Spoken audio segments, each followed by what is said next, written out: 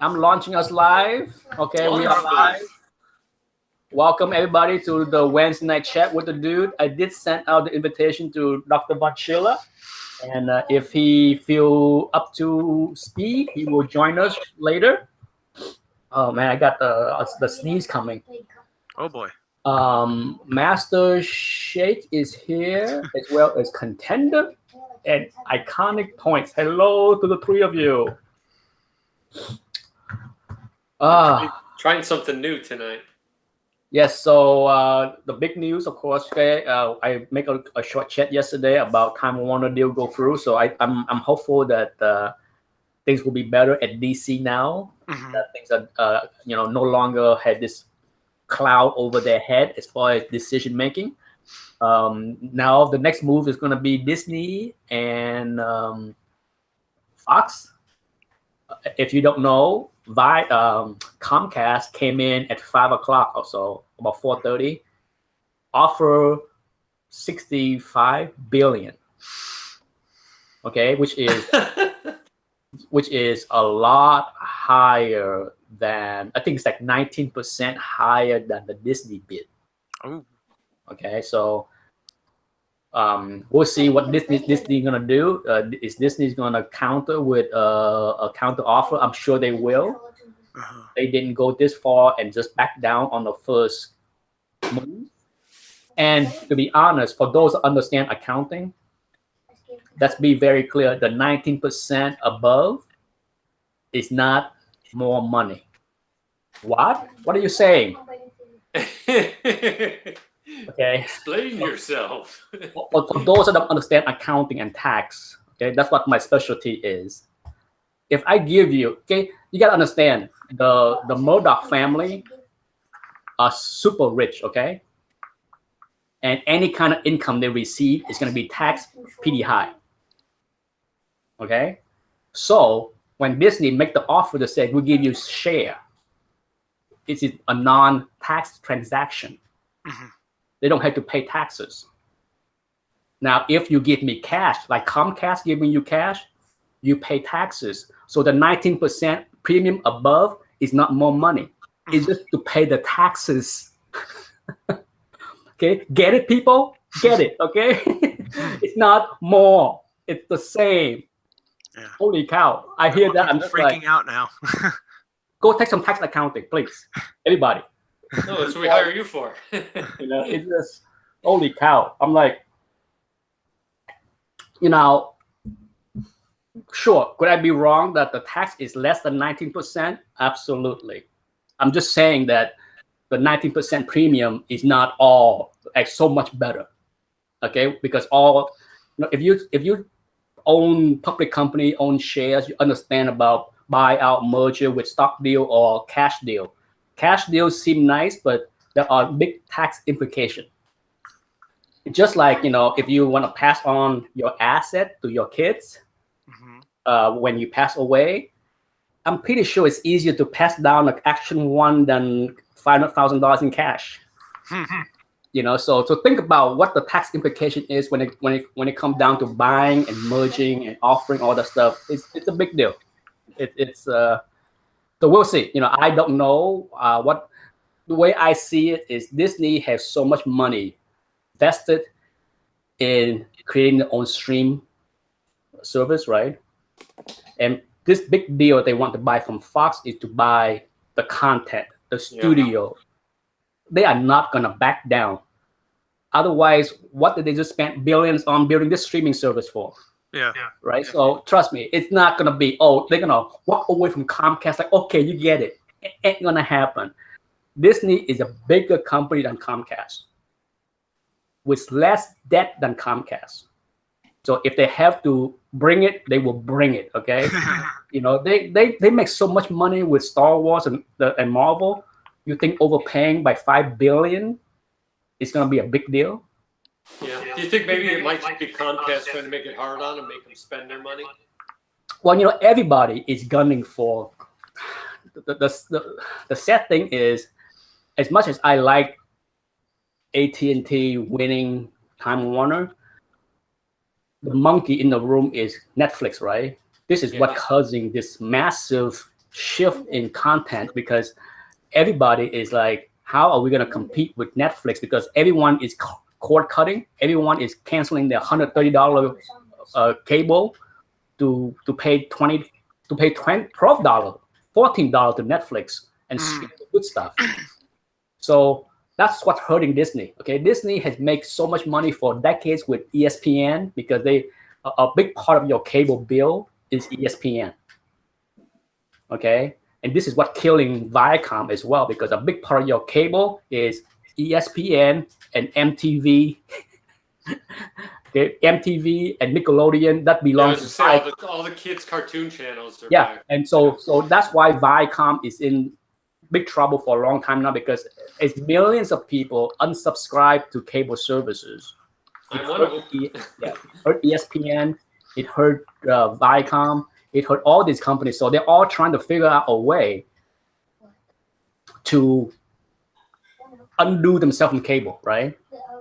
This is what I suggested a couple of years ago. I was like, if Disney was smart, when Netflix was coming up, my suggestion was buy Netflix, pull ESPN from your cable service, and offer ESPN as an a la carte with your Netflix. This way, if you are a content user like us, right, we can get Netflix, and we can pay an extra few bucks a month to get the ESPN.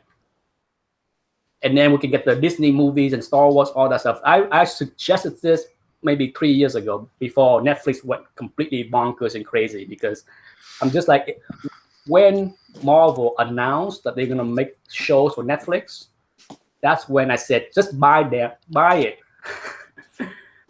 You need that. And sure, now they need it. They need a streaming service. And they're not alone. Look at CBS. CBS is doing the same thing with the streaming service where they they testing it out with like Star Trek, right? They make that show specifically for the streaming service. And so from what I heard, that works well because they're able to get enough subscriber to justify continuing and to justify producing more exclusive content for their streaming service. Okay? By the way, have any of you seen Cobra Kai?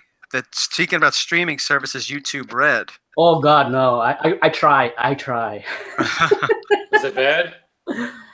I'm just not. Yeah, it's not bad, but it's not good.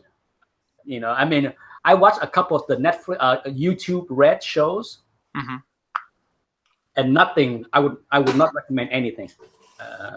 If you want to do it, if you have time, go for it. I have questions this week. Go ahead. Oh, we all got them. Go for it. Let's go with the questions. And I can tell you the unsilent majority is speaking. I guess they want us to get more into the creative end of comics for a little bit. They feel like they've learned all they can for a little bit on the money side of things or the finance side. I don't know if you've both heard that. I heard that from several people who watch my channel. So with that in mind, would you like me to read the first question? Go right ahead. Okay, it comes to us from Alex the Comic Reporter. He says, what top 5 DC comics do you have or want? So I guess you can, the 5 can either be ones you don't have and want all 5, or maybe a mix. Well, Nick, can you answer this? Well, it's easy for you. One book he wants. Well, the you're talking Silver Age? He doesn't specify. He just says what top 5 DC comics. Well, let's go with Silver Age because the Golden Age is too obvious. Right? Well, okay. Yeah. Okay. I can go Golden Age too, just to make it like Golden Age to me is gonna be, Action 1, Detective 27, Batman 1, Superman 1. I throw in there All-Star 8. Yeah. I mean, to me, that's it right there for the top 5. I put those above things like Detective 31. Detective 31 is hard and all. It's rare, but trust me, it's just the cover. It's not the content inside. It's nothing significant. Well, you don't think the Mad Monk is significant? No. The first appearance of the Batplane is not significant? No. Okay. So for me, as far as Silver Age, okay, let's go to Silver Age. I think significant. The 5 books that I would want to have in my collection would be for sure Showcase 4. That's a given. I would put Showcase 22 in there as well, because I think Hal Jordan is very important for DC in the Silver Age. I would put is the origin of Red Hood part of the Silver Age? That's No, it's 1950. It's golden. yes. 1953, I think, isn't it? It's right yeah, before the Silver. No, it's 50. I think Okay. it's 50. It's 2 years after the 50? Riddler, 48. Okay. Yeah. So I named 2. 50, 51. Wow, it's hard to. I guess whatever the first appearance of Aquaman is, you can put it in. What are the Showcase 30. Yeah, I put Showcase 30 in there. We got a lot of Showcase so far.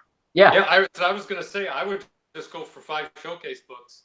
You could, Yeah. for me, you could throw 6 in there. The Challengers of the Unknown. Yeah. 60. Spectre. Yeah. It's a pretty cool book. Yeah, I like Spectre. That's 60. I mean, I wouldn't put the first Solomon Grundy in there. He's not. Well, what about like Raven the Bold 28? Oh, Yeah. how did we miss Big that? book, right? I will put Brave and the Bold 28 above Challenge of the Unknown. Yeah. I'm just reading it right now, so that's why I got a hankering to get that book. Yeah, but yeah, even Justice League 1 is cool. Yeah, it is a cool book, cool cover. But I like the cover a lot. I always Yeah. a fan of that cover too. So I will put. So here's my 5. Okay, Showcase 4, Showcase 22, Brave and the Bold 28, Justice League 1, and Showcase 60 for Spectre. Ooh, okay. Yeah, perspective. Those are good. Those are good ones. Real good. That's mine. Anthony? Well, I'm going to skip around. Things that for me, I think are realistic to get. Like I said, no Action 1 or anything like that. But for me, my 5 in no particular order: Detective Comics 58, Detective Comics 73, Brave and the Bold 28, Showcase 4, and probably Showcase 22.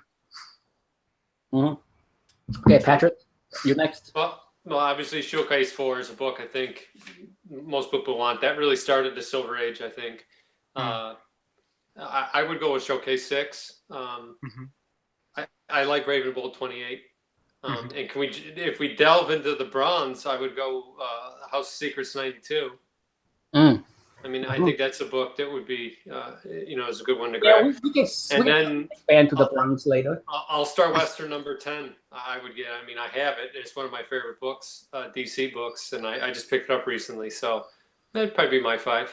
And the other one too is My Strange Adventure 80. I think that's First Doom Patrol, right? I would go. Well, the one that almost made the list, but I did not, would be Strange Adventure 205, First Deadman. Oh yeah. Oh yeah. Nice. Because I think Deadman is way, but he's not a widely used character. I love him. I mean, I think he is every great name, great look, everything. But I think he's just not A-lister.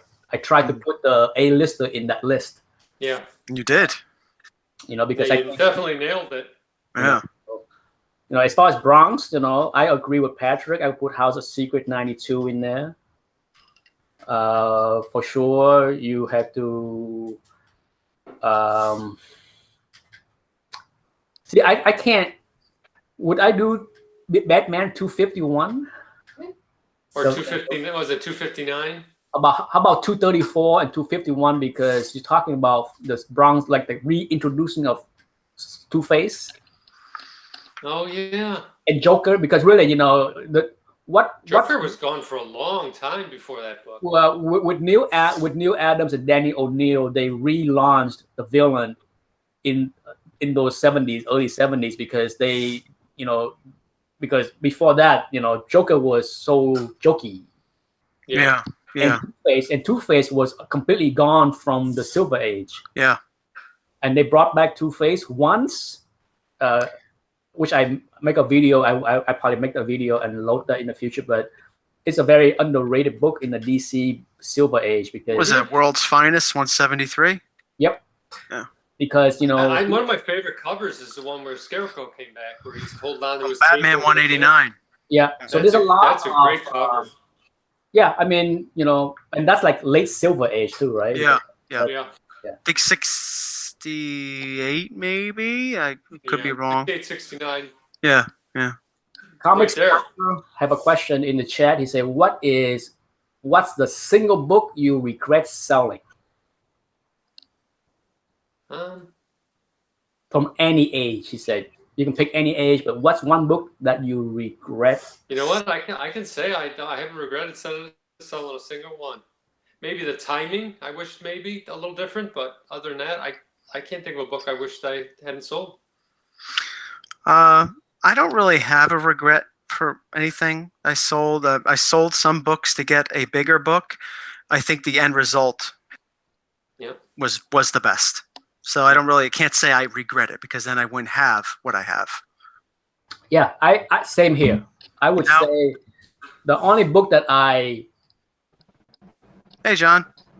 Hey, John's here. Hey. The only book that I tried to buy back after I sell it was, normally I sell books where I have multiple copies or I have another copy already.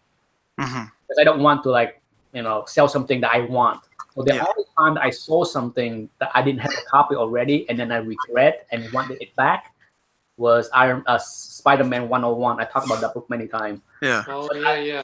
But I was able to find a lesser grade, perfectly centered. Instead of like 9.6 that I sold, I got like a 9.2 copy. So I'm not sad about it. I'm just learned the lesson of just like if you really want a book, don't sell the only copy. Wait until you get the replacement because it make it easier to not feel like you had to chase it. Because I had that anxious feeling for like 3 years because it took me 4 years to find a replacement. So it was not fun Long time to chase that book down. So that's it really. Yeah. Other than that, I have sold a lot of books and I'm not the type to say coulda, shoulda.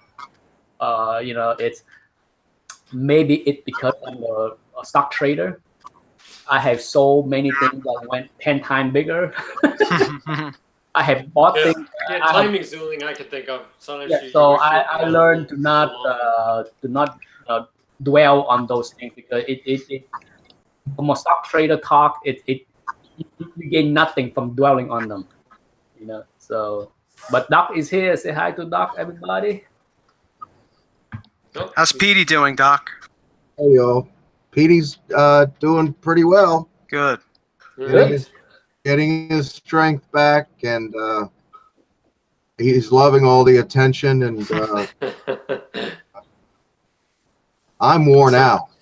I think I'm as worn out as he is, but things are looking up. Good. Good. Okay, so do we have another question? I do. I have 3 more. Oh wow! Ooh. And this one comes from Captain UK Pop Culture Fun. Okay. My buddy. It says, if you could own a piece of original art, whether it be a cover, splash, or interior from any comic book over the years, what would it be and why? Just one. Just one. That's a tough one. I know. Like everything's on the table? Apparently, yeah. Well, I guess we could preface this by saying if we didn't have money involved in it. So if you weren't thinking purely as an investment, maybe. Because obviously you'd say, if it existed action, the original action cover one would be, I don't think you could put a price on that. No. Yeah, I mean, it's tough. For me, sure, it'd be easy to say the cover of Action 1, right? But that's not possible. Same thing to say, I want Amazing Fantasy 15 cover. That's not possible either. So I'm trying to give an answer that is more reasonable, Yeah. more doable. Ah. It has to be just a comic book. It can't be anything else related to comics, correct? Well, I don't know. Just as original art, whether it be cover, splash page, or interior For from any me- comic book over the years.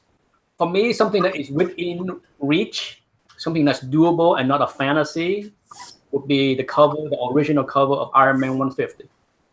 Oh, Okay. wow. That would be Bravo, cool. Yeah. But that is doable if I ever want to buy it and sell a whole bunch of what I have to buy it. That's doable. Actually, one cover is not doable. I can sell my house and that's not doable. Yeah. So I'm trying to give an answer that is doable. So yeah, Iron Man 150. Doc? I know mine. Mine's Oh. easy. Mine's probably pretty doable too. Yeah, The, go first ahead, Pat. comic I ever owned, the cover of Kazar, number 5. There you go. Guillotine Beauty. Gil Kane. Gil Yep. Kane. Yeah. I don't know what that would go for. I'm sure it would be several $100,000, but it's doable, I guess. No, it might be like 50 grand. You'd be You surprised. think that's it? Yeah. Gil Kane covers. Just think about it. Last Heritage auction, the Fear 19 by Gil Kane with Man Thing, that went for Yeah. 20K. Oh wow, that's cheap. Only 20K. Yeah, Doc and I was watching the auction live. 20K. It was 19K something. It was so. Trust me, a Kazar cover is doable. I'll have to hunt it down. See who has it. Doc Probably has some, it. Probably some sheik or some guy in Japan. So what about you, Doc? My mind immediately went to the cover of Thor 207. Oh, okay. I thought maybe you were going to go Creatures on the Loose 16. Well, that would probably be in the top 5. There's some Bernie Wrightson things in there too, but yeah, my mind just instantly went to the Gil Kane cover of Thor 207. My all-time What's Nick favorite got there? book. That would be the piece I would like to have. That would be sweet. Yes, it would. This is a a cover redo by Bob Layton himself.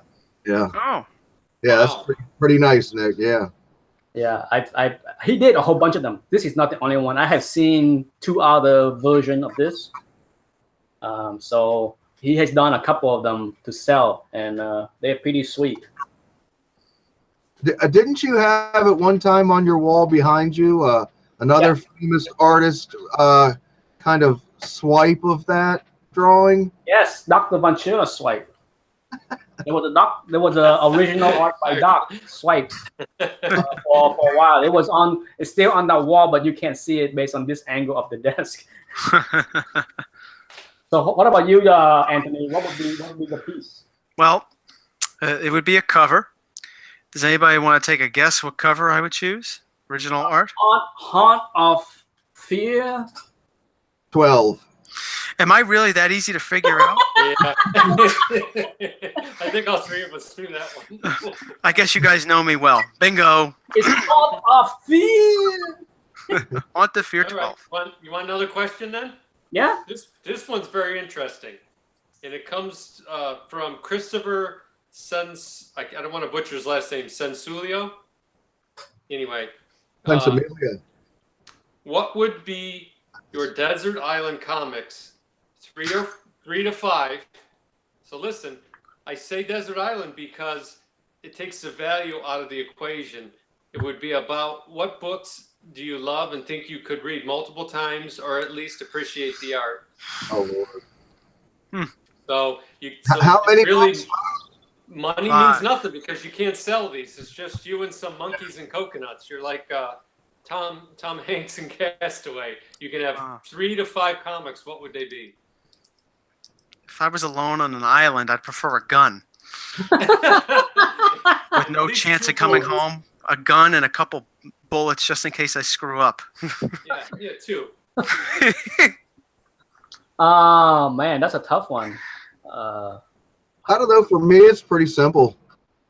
Because I've spent my collecting life not very often factoring in value. I never chased books because of value or anything like that. And I know just from plunging into my unbagged reader stacks, books that I've had for decades and decades, I can name 5 of them that I read a lot to this day. Conan the Barbarian, number 28. Conan the Barbarian, number 41. Thor 207. Big surprise. Hmm. Swamp Thing, number 3. And Batman 251. Oh, Wow. yeah. I'm good to go. You have a good array of art and story. Something from the Dark Phoenix saga. Because if there is any storyline that I have reread many times over the many years, would be issue 129 to 137. I have read those things upside down, inside, every which way I can. I have stared at the panels, and it's just something that I think, to me, it's my favorite storyline of all time. Wow. It's is there a better, shorter story? Maybe, but for me, nothing is more satisfying than the Dark Phoenix saga. And I think that's why I am so annoyed with how Fox is trying to do the movie. Hmm. It's just like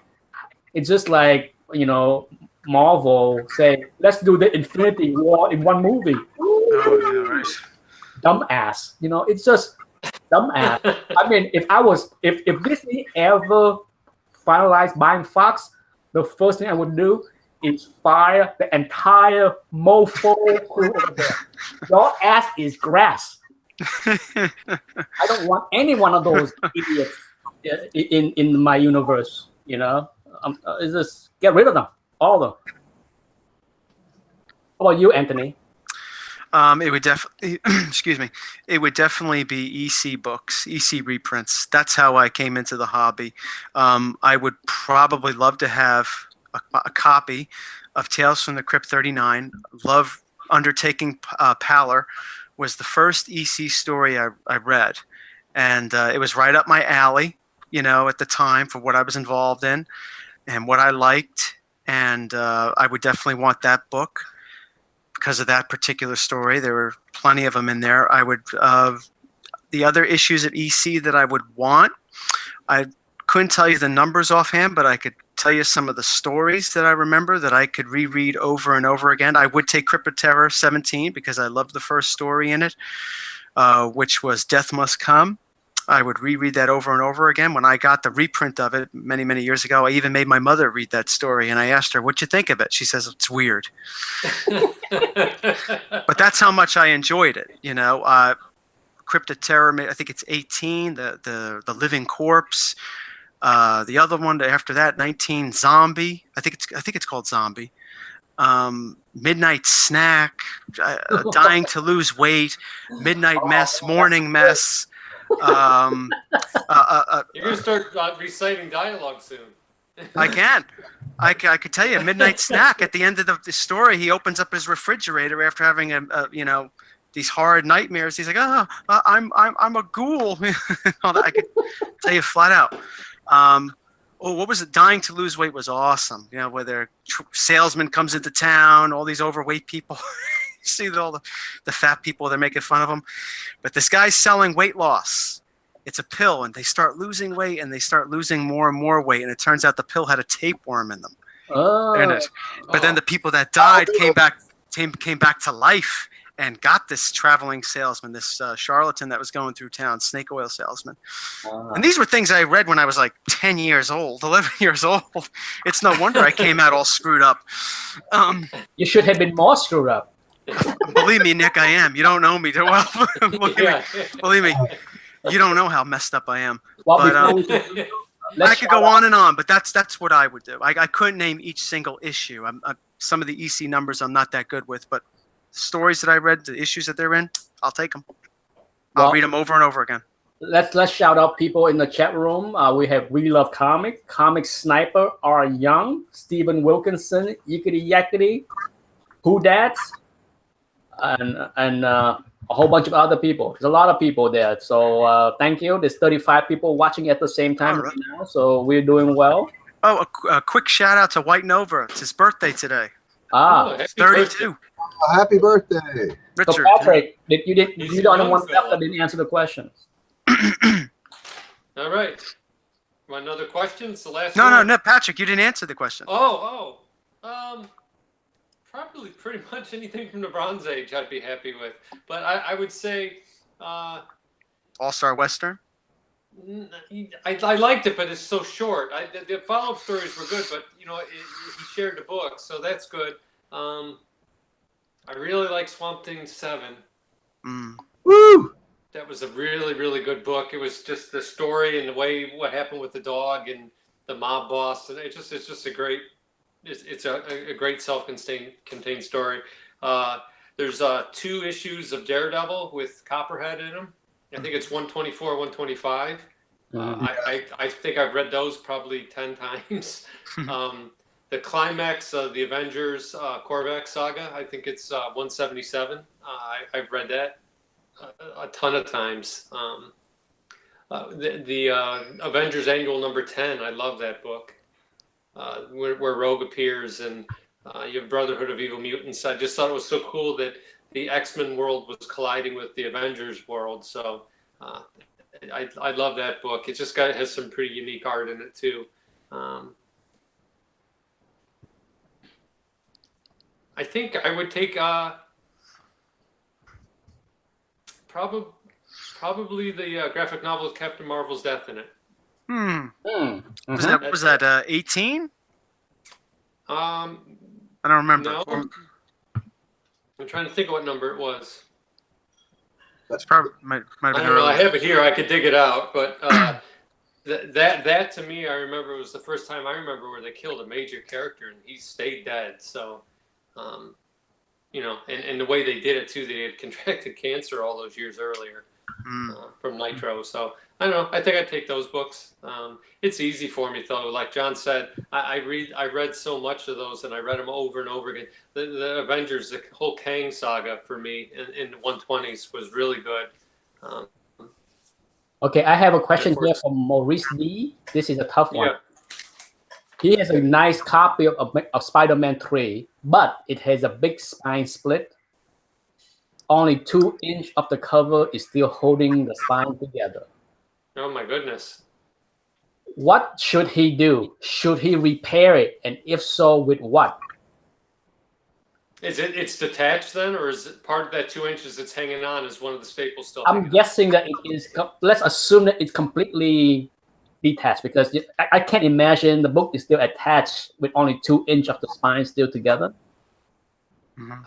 I mean, is he going to keep it, or is he going to try to resell it? If he's going to keep it, I would you want put 2 to keep staples it? in it because. Well, let me read you his thing. He said, "I want to keep it raw as it is in nice shape. It would be a shame if the cover come off completely. Would you suggest I do get it repaired? My suggestion is do nothing. But that's my thing. To me, it's I understand that the book is in poor shape. I understand that the book can be damaged further. But if you want to, this is a tough one, Personally, it is, because if he plans on handling it, he's got to do something. Yeah. Don't handle it. No, he can't. Get a reprint. Yeah, to me, it's just, if you want to keep it raw, but it's nothing you can do. For example, you see my recent Slap Talk where I had that Spider-Man 14, where literally there is only a 1/4 inch of the spine left above the staple. Okay, I every time I open that book, I'm just like, good God, it can rip so easily, and then the top staple will be detached from the cover, and I'm just like, as much as I love to keep this book raw because I have no intention of selling it, there is no point on opening it ever again. So Like I, I did last time. so my I agree with Patrick and John. Is just don't read it. Just put it in Mylar and Right. and get a reprint. Buy the reprint, yeah. Yeah. Don't slab it. You don't have to slab it, but Just hey, DVC it, man. Put it in Mylar and don't touch it for 40 years. Then after 4 years, you could take it out. Yes. yeah. So that. Maybe. All right. So move on with the next question. Well, last question, and it's from Escoban. And this one's probably pretty easy for you guys. Who would be your favorite top 3 artists for each of you? Oh goodness. Top 3. Hmm. You can only have 3. Gil Kane, Bernie Wrightson, John Buscema. Wow. Okay. No Kirby, huh, John? No, John Buscema steamrolls Jack Kirby. Wow. Okay. Come at me, bitches. Okay. All right. Anthony, why don't you go next? Number 1, Graham Ingalls. Yep. Woo! Number 2 would probably be Steve Ditko. Number Wow. 3, Todd McFarlane. Okay. Wow. Wow. Interesting. That's some curveballs. I wasn't expecting that. Yeah, I didn't expect the last one. That one. Which- That one. I had to give it to him because he made me a Spider-Man fan.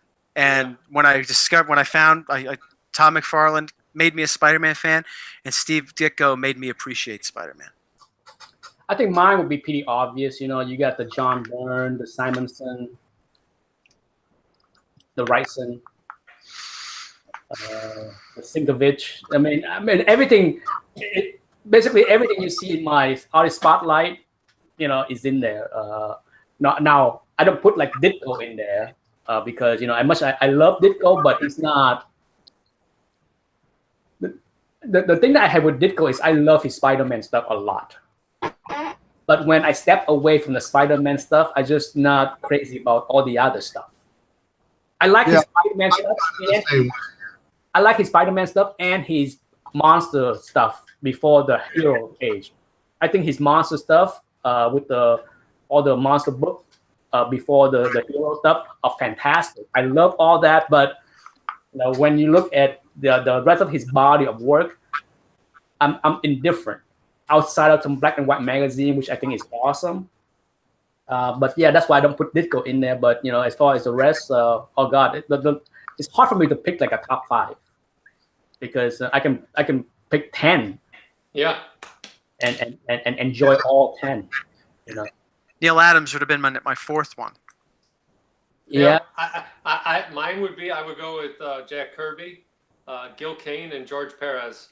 Because Perez, for me, was so much of the Bronze Age, especially the Avengers books. I can't imagine those without him in them. So, and then the Teen Titans after that.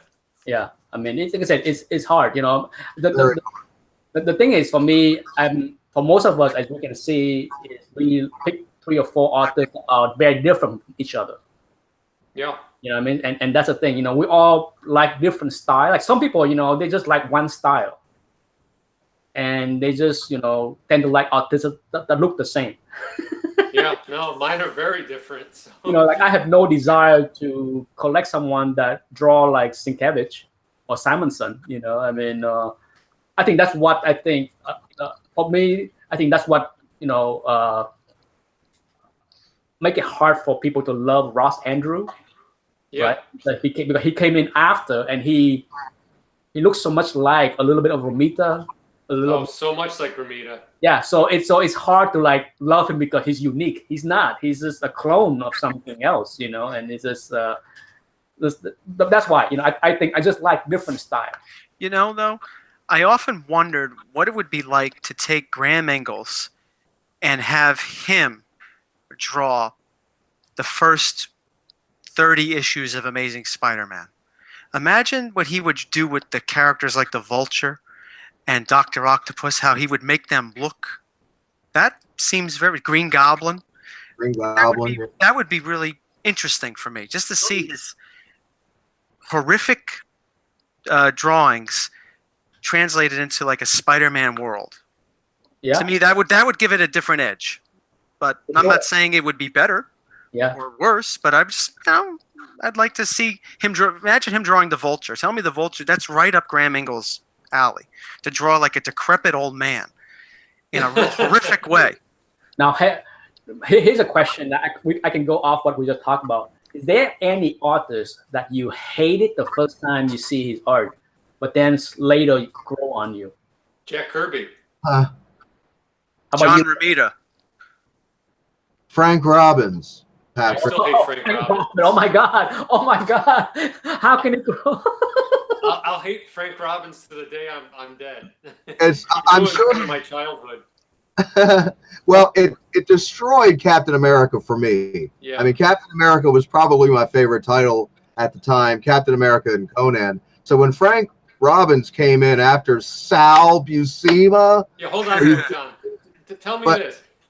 These beautiful Gil Kane covers, you get excited, you plunk your 20 cents down, your 25 cents, and then you open it up, and there's a hideous Frank Robbins. Oh, well, hey, I know, man. Yeah, issue Captain America 183, classic cover. Yep. Gil Kane, you open it up, and there's that chicken scratch Frank Robbins bullshit. oh. But so I suppose it's more of a nostalgia thing for me now, because I can go back and look at those Captain America books, and go, this isn't as bad as I thought. But honestly, Nick, for me to answer that question, my honest answer, Graham Ingles. Oh, okay. When I first started reading those, I saw, what the hell is this? I was That's like, how I was I with like, Kirby. I preferred Johnny Craig because I thought it was cleaner. But when I saw the Haunt of Fear cover 12, I was like, wow, this looks really cool. And then it says Ghastly under it, and I'm like, Mm. what the hell's Ghastly? And then I found out that's Ghastly Graham Ingles. And then I started to appreciate him more, and that's how he became my number one. So that would be a real honest answer for me. For me, it's Steve Ditko. Ooh. No. Okay, because I can tell you, my introduction to Steve Ditko was not in the Silver Age. Even though I remember, looking at those Fireside book reprint in the library in my early days of collecting. But I did not back then. I did not put Jack Kirby and Steve Ditko name into what I was seeing on the stand. Okay, I remember buying like Captain Victory, my first Kirby work, and I did not translate that same Jack Kirby as what I was seeing in the reprint Fantastic Four, in the origin book, because it looks so different. I mean, I didn't translate in my brain that the same person. So for me, when I saw Iron Man, I was buying Iron Man off the rack. And when this issue came out, it was, in my opinion, so bad that I remember complaining to one of my friend, and he's just like, "Don't you know who that is? That's the great Steve Ditko." And I'm just like, "What? Wait, what are you talking about? This is terrible art." For those that wonder what book I'm talking about, I'm trying to find the issue. It is. What issue is it? It is Iron Man 160. So I bought Iron Man 150, my very first book, and then 10 months later, when issue 160 hit the stand, trust me, if I have that book, maybe one of these days I show it. It's just like, here I am loving, Romita Layton stuff, and then you get slammed with Steve Ditko, and I'm just like, this look nothing like what I'm expecting for an Iron Man book. I remember when Ditko took over for Kirby on Machine Man, and those are just god awful artwork. In this book. Yeah, so that was for a long time. I remember Steve Ditko as a guy that ruined Iron Man for me. But You should write him a letter, Nick, and say that to him. Yeah. He'll probably have an interesting response to you. only after I start to dive into Spider-Man Silver Age, did I say, "Oh, I like his stuff." But trust me, my first instinct on Steve Ditko was like, "My God, this is terrible." I remember when I first started collecting, I was reading like some of the Jim Lee X-Men stuff, right? Mhm. And when I finally got some of my first Silver Age X-Men, the early ones, and I'm looking at it and I'm like, oh, this is kind of disappointing, because I was expecting something that was more vibrant, But this was just, me as a 13-year-old just looking Yeah. at it. But that's the way I saw Jack Kirby. I was like, looking back on X-Men #3, and I was like, I felt so disappointed. I was like, I was expecting something a little better, but Yeah. It's a different it was a different, everything. If you go back to the golden age, to silver age, and everything, that's why it's hard for the younger collector today, the one that just get into the hobby, to relate to the stuff they see from the 60s or the 70s or even the 80s. Yeah. Some You of the see stuff is ugly. I mean, you Yeah. see like Batman stuff, even stuff from the Neil Adams era. You see how he's drawing Batman. Then you go back and you read some of the reprints, late 30s, early 40s, Bob Kane, whatever. You're like, Yeah. They had some classic covers, no doubt. But when you actually open it, at least for me, I'm like, this doesn't look that good. That's why I think a lot of the young collectors don't get into the Silver Age. If you look at today's books that are out there, they're just so. I mean, they look like photos. It's amazing. Yeah. So I don't think you can compare. I think it's kind of like when people try to compare athletes from different eras. Yeah. Correct. Yeah, that's why I don't like I don't like to compare at all, because I think it's just a disservice to the artists present or past, because it's just not the same. It's different. Yeah. Different. You're drawing with different tools. Yeah. These days photo reference are so easy, right? Yeah. You can just use your own body, look at the mirror, and just do one of these poses, like Yeah. It's easy. It's painfully easy. Easier, I say. I'm not saying easier. Right. Yeah. You Right. still have talent.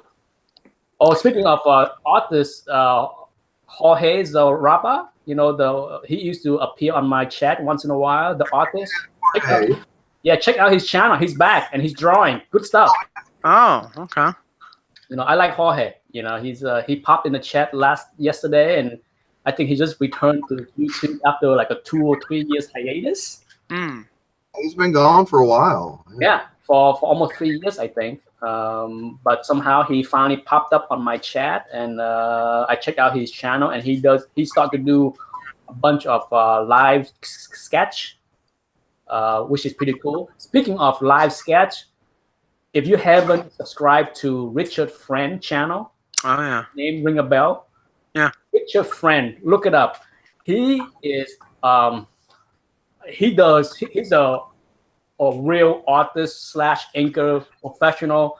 I'm gonna put a link in the chat room. Holy cow, he's doing one of your favorite, John. He's inking a work by Bernie Wrightson, and you should see the insane work that he put in. This is just for fun. Yeah. Here's a link. What's Okay, up, everyone? It's Rich. All right. Welcome to Tuesday.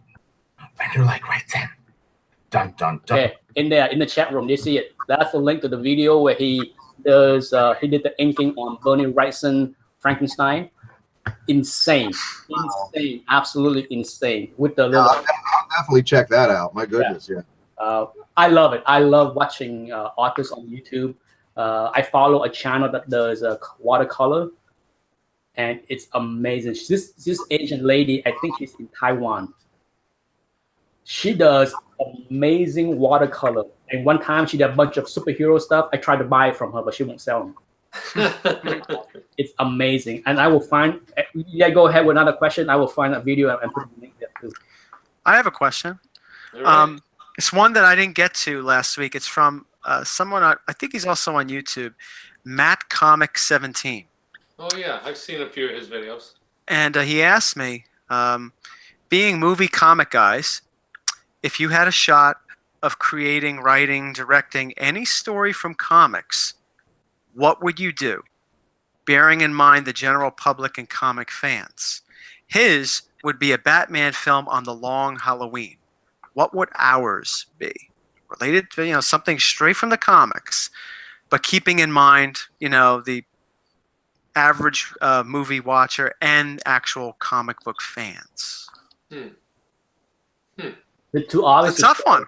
Is it too obvious to say the Phoenix Saga? No, No, and that one would be well received. It's just got to be done right, because that is, one of the all-time beloved story arcs, I think. I remember the first time I read it, I couldn't believe it. when the scene on the moon is unbelievable. So How to draw amazing. So that's Wow. my answer. It's boring as that is. Hmm. I just put a link in the chat room to the watercolor I'm talking about. It's the channel is J Lee Watercolor Painting, and she does beautiful watercolor stuff, and she did a couple of superhero stuff. Pretty amazing. Doesn't she have like an action figure line out, like some of the DC characters drawn by her, sculpted by her? Well, not that she sculpted them, but I don't think so. This Jay Lee. Yeah, this is a different Jay Lee. Oh, Yeah, it's Jay. oh, okay. Jay Lee. I was And, thinking JAE. Yeah, I love her channel. I can't get enough of her watercolor. Uh, So what about you, Patrick? What would you do? the hard thing is not making a move for myself. Writing it for the public, what the public would like. So I mean, really, you're kind of bound by some of the A-list characters, right? Yeah.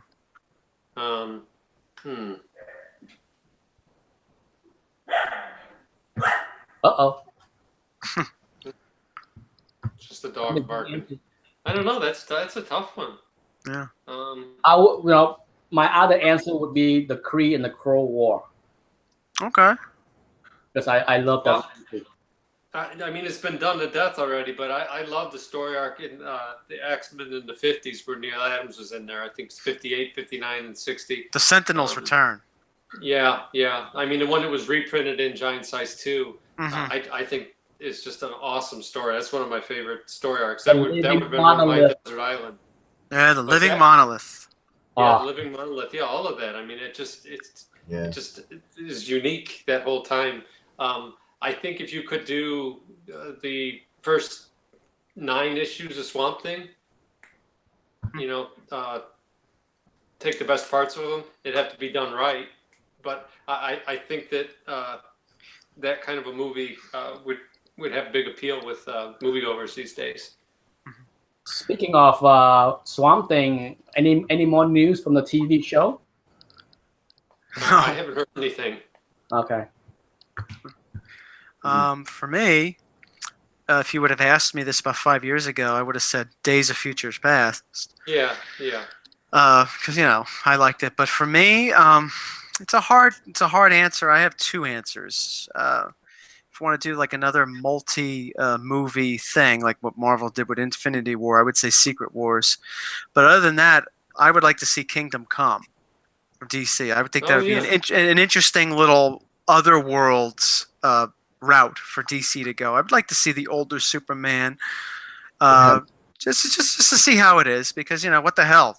I mean, I don't think it could do any more damage to DC with their storytelling. But I think that'd be pretty interesting, seeing all those characters, the Spectre and older Superman, Wonder Woman, the older Batman, Lex Luthor, all those, and the new heroes.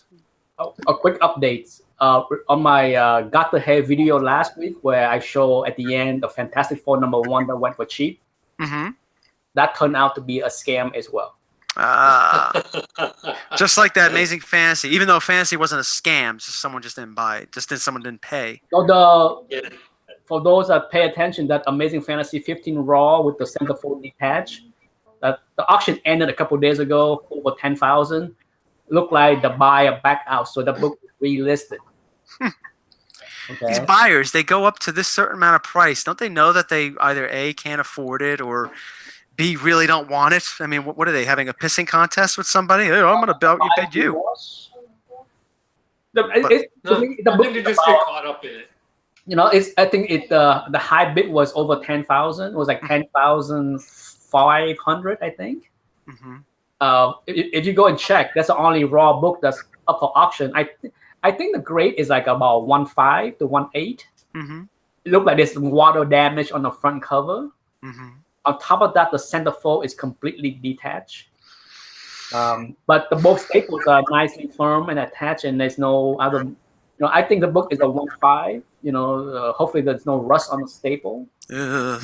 Yeah. Because there's One one. on rusty staples. I do not do. I could do it. Nothing's Look, worse I could than- do a than detached rusty cover, staples.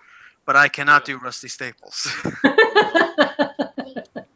Rusty staples. Take that any way you want to take it. Yeah. So No comment from John.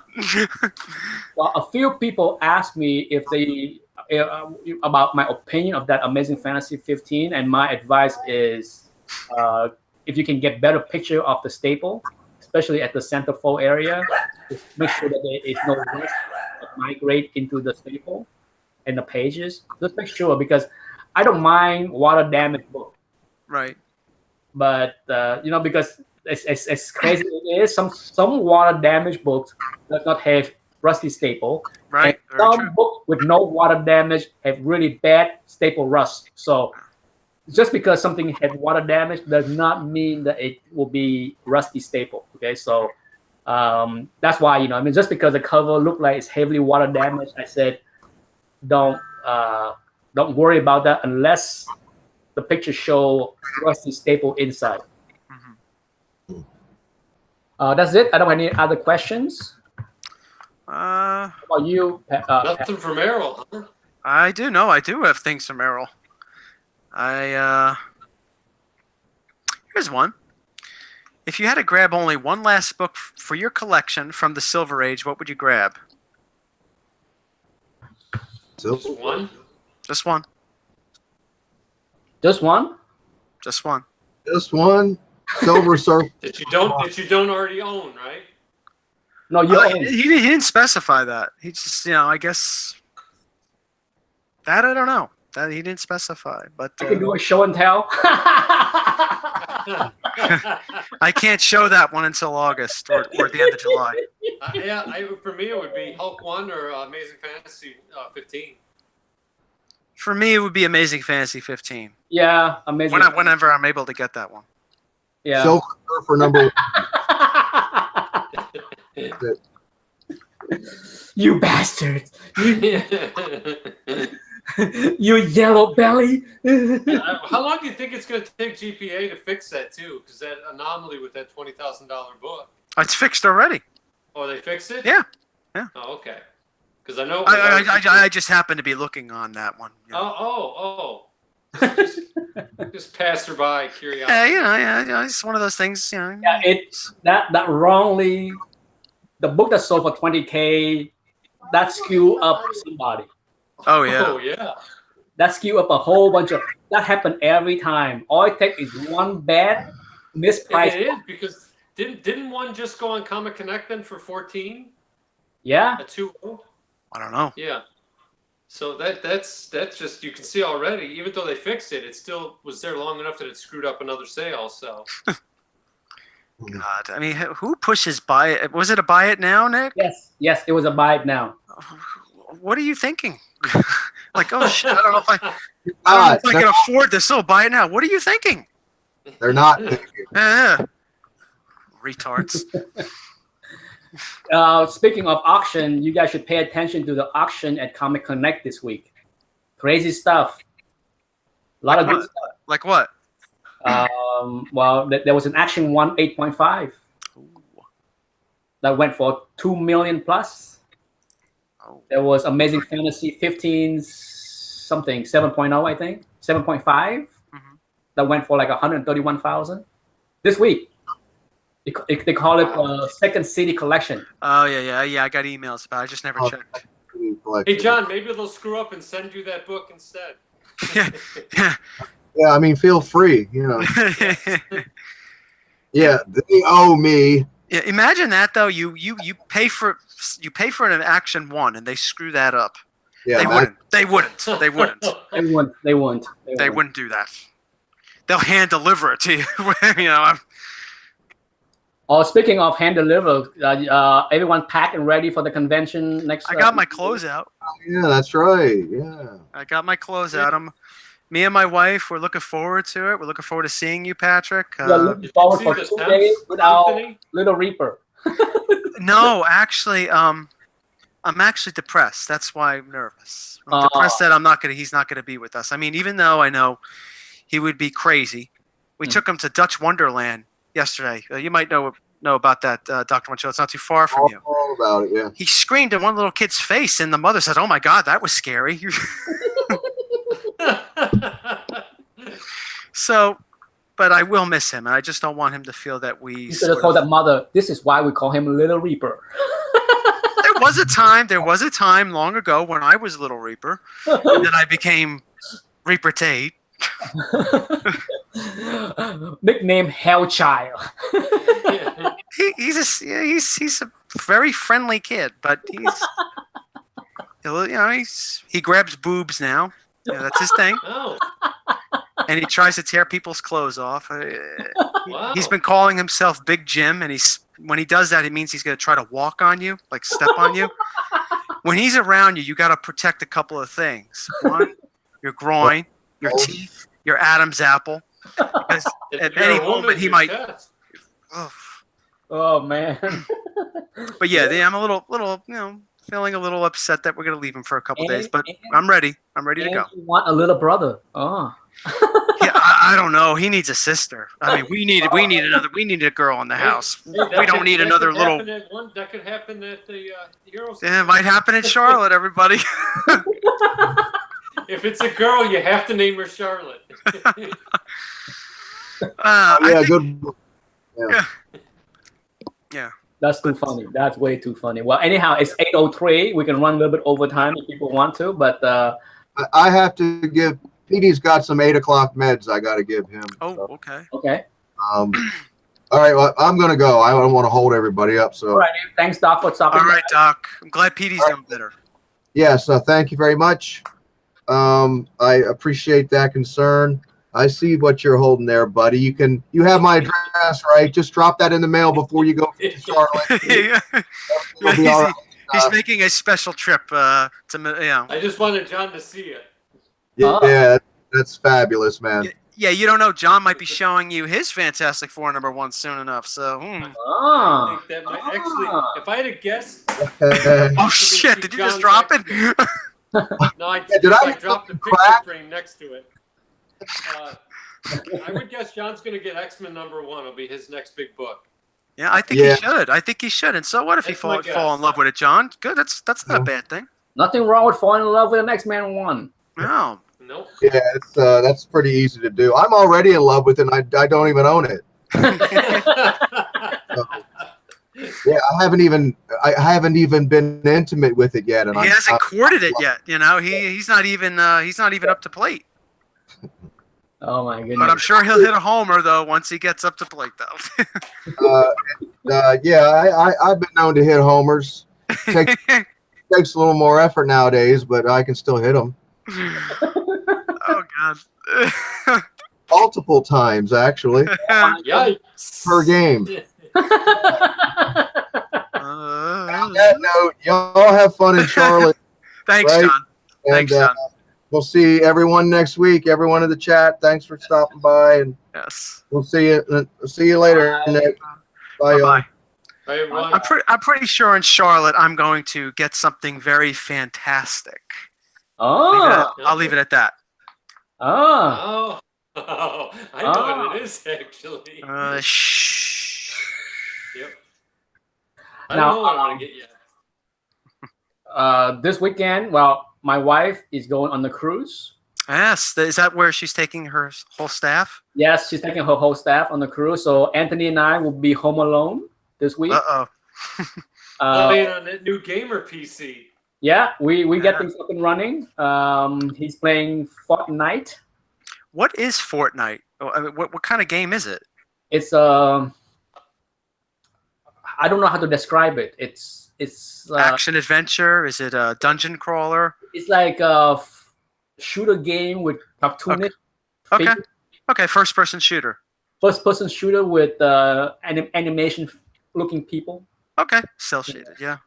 Yeah. It's like the game premise is like, from what I can tell, it's like, everyone like get dropped into this island, and then one man survive.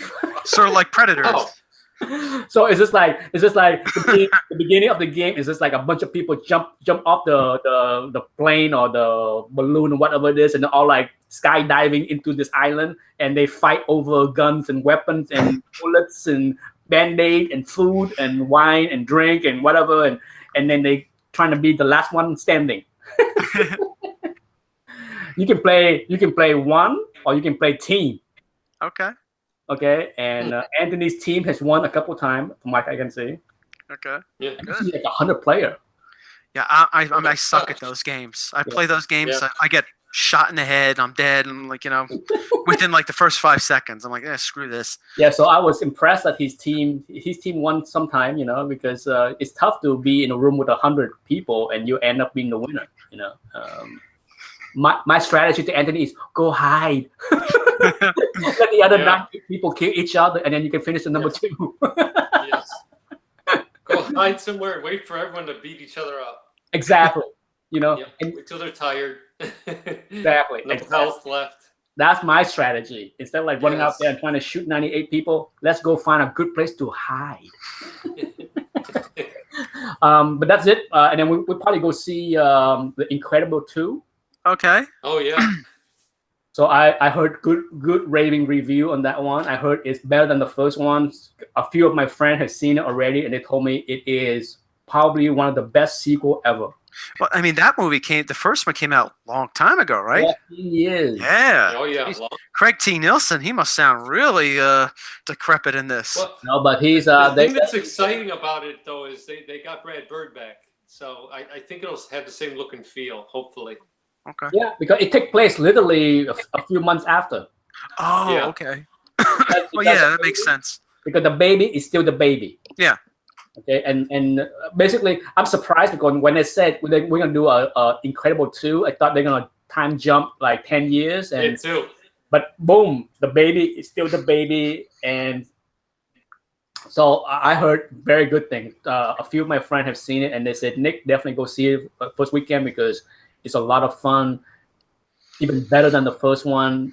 So I'm like, cool, I'm there. Hey Anthony, maybe we could do that Saturday night. Yeah. Yeah. Maybe the sky's the limit, Patrick. Yeah. Yeah. We got the whole crew there. That's so- right. Me. So it's me, you, Mike, Alan, Alan. Yep. who else? I'm not sure about some of the others. I know that Charles 66 says he can't make it. I don't know about. I think Howler Mouse. I think he was planning on going. I don't know about Brian Spaceboy.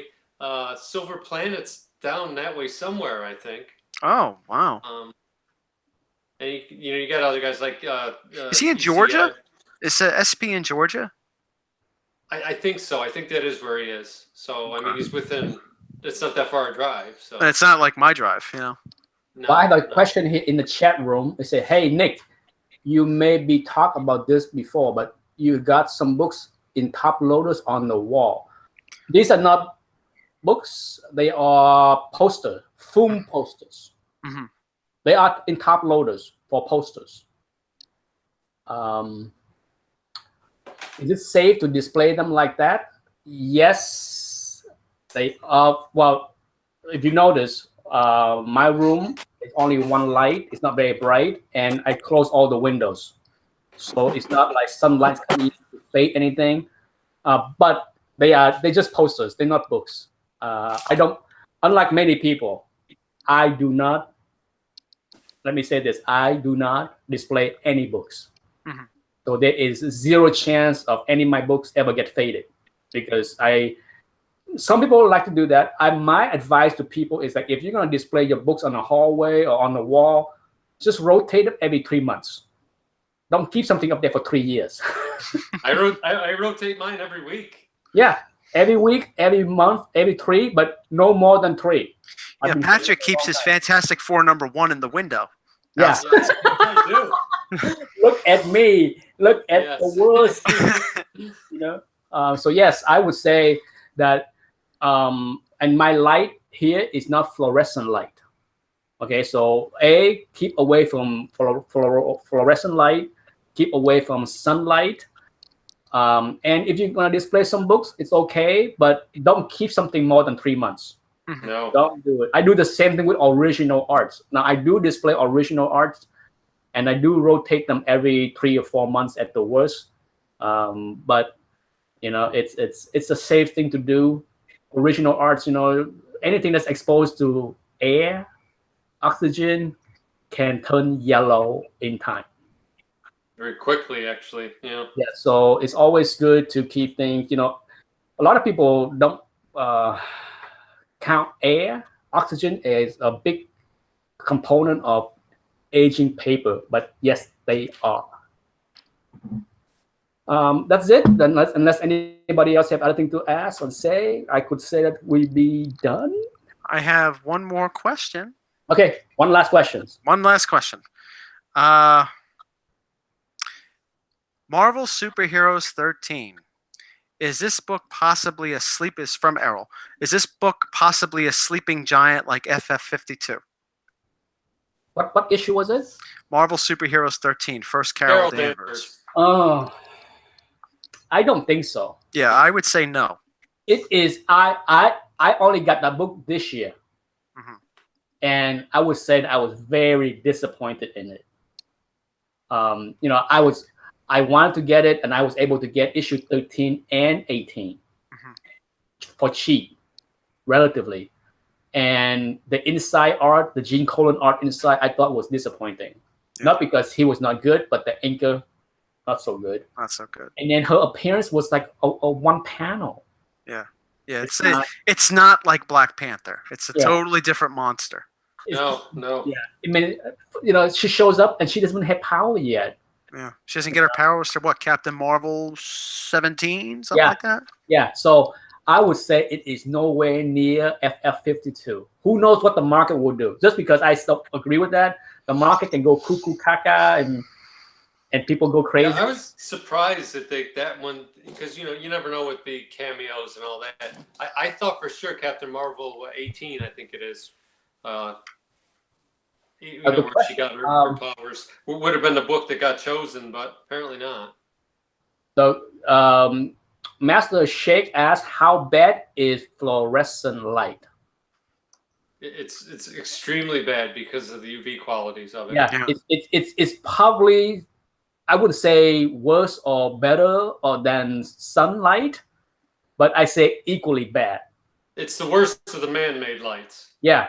So I'm pretty sure books that are left on the wall at the LCS for years with fluorescent light are faded. They don't have to be in the sunlight.